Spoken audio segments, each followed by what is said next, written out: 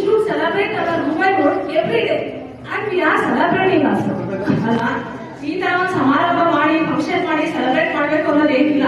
So every day each and every step of our activities we are celebrating. Right now we are celebrating our womanhood.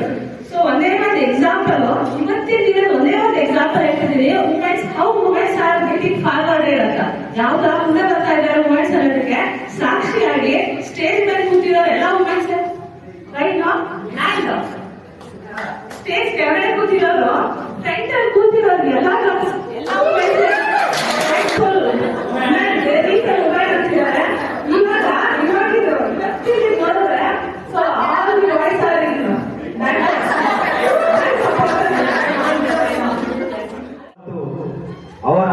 ಅವರನ್ನು ಪೂಜಿಸ್ತೇವೋ ಅಲ್ಲಿ ಸದಾ ಭಾರತ ಮಾತೆ ಮತ್ತು ಈ ಭೂಮಿಯ ಕೂಡ ಹೇಳಕ್ ಇಷ್ಟಪಡ್ತೇನೆ.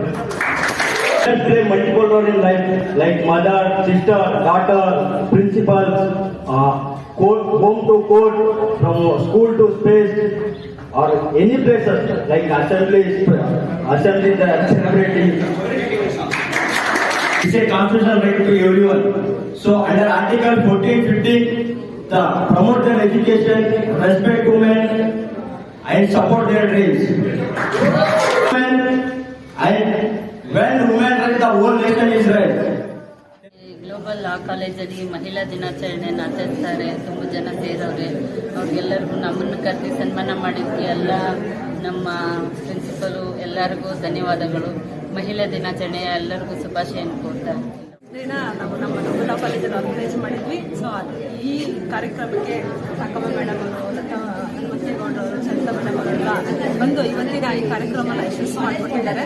ಸೊ ಇವತ್ತು ನಮ್ಮ ಕಾಲೇಜ್ ಸ್ಟೂಡೆಂಟ್ಸ್ಗೆ ಮಹಿಳೆಯರ ಬಗ್ಗೆ ಒಂದು ಜಾಗೃತಿ ಮೂಡಿಸಿದ್ದಾರೆ. ಮಹಿಳೆಯರು ಇವರ ಮೇಡಮ್ ಅವ್ರನ್ನ ನೋಡೋದ್ರಿಂದಾನೇ ಈ ಥರನೂ ನಾವು ಆಗಬೇಕು, ಈ ಥರನೂ ನಾವು ಬೆಳಿಬೇಕು ಅನ್ನೋ ಉತ್ಸಾಹ ನಮ್ಮ ಕಲಾ ಸ್ಟೂಡೆಂಟ್ಸ್ಗಳಲ್ಲಿ ಬಂದಿದೆ. ಸೊ ಇವತ್ತಿನ ದಿನ ಈ ಆಚರಣೆ ಮಾಡಿರೋದಕ್ಕೆ ಎಲ್ಲರೂ ತುಂಬ ಲಾಸ್ಟ್ ಸ್ಟೂಡೆಂಟ್ಗೆ ಏನು ಹೇಳ್ತೀವಿ ಅಂದರೆ ನಮ್ಮಲ್ಲಾಗುವಂಥದ್ದು ಏನು ಸಹಾಯ ಮಾಡಬಹುದು, ಉಚಿತ ಕಾನೂನು ನೆರವು ಮಾಡಬಹುದು ಅವರಿಗೆ. ಸೊ ಆ ರೀತಿಯಲ್ಲಿ ಹೆಚ್ಚಿನ ಸಹಾಯ ಮಾಡಿ ನಮ್ಮ ಕಾನೂನು ವಿದ್ಯಾರ್ಥಿಗಳು ಅಂತೇಳಿ ನಾನು ಆಶಿಸ್ತೀನಿ. ಅದೇ ರೀತಿ ಅದೇ ನಿಟ್ಟಿನಲ್ಲಿ ನಾವೆಲ್ಲ ಕೆಲಸನೂ ಮಾಡ್ತಾ ಇದ್ದೀವಿ. ಸೊ ಮಾಡಲಿ ಅಂತ ಆಶಿಸ್ತೀನಿ ಸರ್.